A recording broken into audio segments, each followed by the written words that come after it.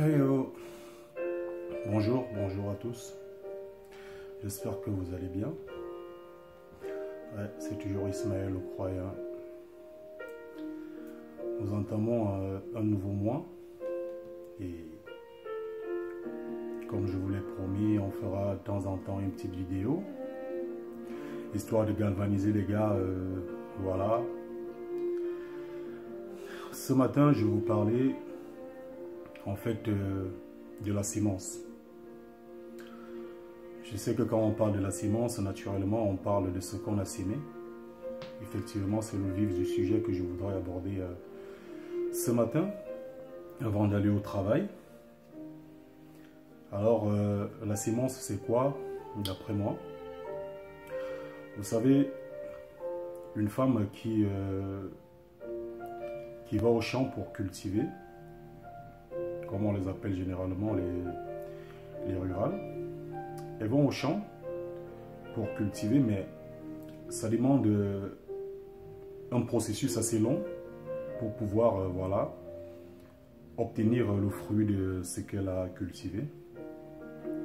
Donc en fait, le terme du mois d'août, donc nous entamons aujourd'hui, nous sommes le 1er août, c'est justement le fruit de la sémence et celui de la récolte. Alors je vais développer avec vous ensemble. Une femme qui va au champ, elle va commencer par défricher le champ. Elle va attendre que le champ sèche. Une fois que le sang a séché, elle va faire brûler le champ afin que l'herbe brûle. Et après, elle va faire ce qu'on appelle le nettoyage. Elle va nettoyer le champ. Elle va bien nettoyer le champ. Elle va enlever les tubercules des racines à gauche, à droite pour que la terre puisse fructifier. Elle va faire tout ce travail, elle va abattre ce travail et après, elle va devoir s'aimer, soit des arachides, soit du manioc, soit du macabo. Et elle va devoir attendre encore 1 mois, 2 mois, 3 mois. Après 3 mois, elle viendra sacrer pour enlever la mauvaise herbe qui a poussé dans son champ pour que la sémence puisse se développer de la plus bonne des manières. Et après ça, elle va encore attendre 1 mois, 2 mois, voire même 3 mois afin de venir récolter sa sémence. Alors il se passe quoi? Il se passe que quand elle vient récolter sa sémence, celles qui ont eu le temps de bien travailler, celles qui ont bien défriché, qui ont bien désherbé, qui ont bien nettoyé le champ, qui ont bien sémé, qui ont bien entretenu le champ, généralement à la fin, elles ont toujours un succès total au niveau de la production. Elle aura de meilleurs fruits, elle aura un champ vraiment fructueux.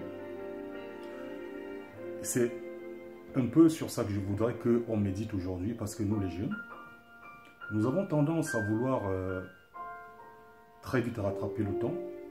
Nous avons tendance à vouloir vite faire les choses. Nous avons tendance à vouloir regarder ce que les autres ont fait. Et nous voulons effectivement que la même chose se produise chez nous, dans nos vies. Mais parfois, il faut laisser le temps faire les choses. Comme j'ai développé tout à l'heure, vous voyez le temps que ça fait pour cette femme de venir aujourd'hui récolter sa sémence. Elle a pris du temps. Elle a travaillé. Donc, le conseil que je voudrais donner à nos jeunes aujourd'hui, c'est d'attendre. Il faut bien travailler pour mériter sa récolte. Il faut bien travailler pour pouvoir récolter une bonne sémence. Sinon, on va faire les choses vite fait et finalement mal faites. C'est pour ça qu'aujourd'hui encore, on voit des gens qui se lancent dans des choses pas possibles, surtout dans la société dans laquelle nous vivons. J'ai vu une femme qui a posté une vidéo l'autre jour qui se plaint de nos frères qui aujourd'hui passent leur temps à arracher les hommes aux femmes Pourtant, ce sont des hommes, tu vois. Vous comprenez ce que je veux dire?